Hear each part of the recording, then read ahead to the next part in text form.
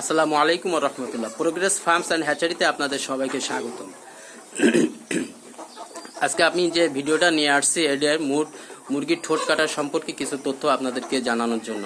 মুরগির ঠোঁট আমরা কেন কাটি? মুরগির ঠোঁট এজন্য কাটা হয়, মুরগির ঠোঁটগুলো যদি ছোট বড় থাকে অথবা উঁচুলো থাকে তাহলে মুরগিগুলো খাবার পরিপূর্ণভাবে খেতে পারে না।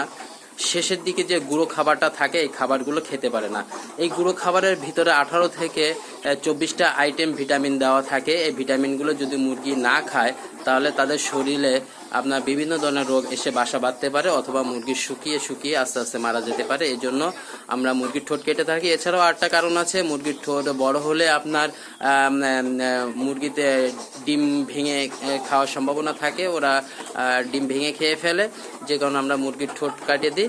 আর মুরগির ঠোঁট কাটার সঠিক সময় হচ্ছে 70 থেকে 75 দিন বয়সে। মুরগির 70 থেকে 75 দিন বয়সে ঠোঁটগুলো এরা কচি হয়ে থাকে এবং পাতলা হয়ে থাকে, যে জন্য কাটতে খুব সুবিধা হয়, এদের কষ্ট কম হয় এবং দ্রুত শুকায় যায়।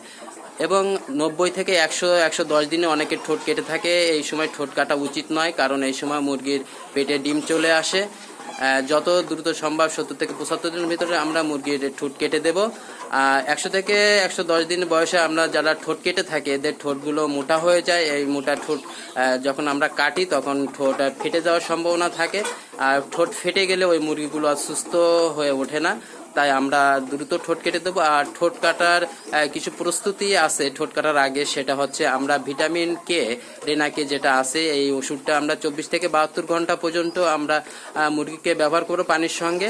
যে কারণে আপনার এই ভিটামিন কেটা ব্যবহার করব সেটা হচ্ছে আমরা ঠোঁট কাটার পরে মুরগির ঠোঁট থেকে অনেক পরিমাণে রক্ত ঝরতে পারে। এই রক্তটা যাতে না ঝরে, রক্তটা মুরগির শরীরে ভিটামিন কে এর অভাবে রক্ত ঝরে থাকে, যাতে ঠোঁটের রক্তটা না ঝরতে পারে, এজন্য আমরা ভিটামিন কেটা মুরগির ঠোঁট কাটার 72 থেকে 24 ঘন্টার ভিতরে আমরা কেটা খাওয়াবো সারাদিনের পানিতে।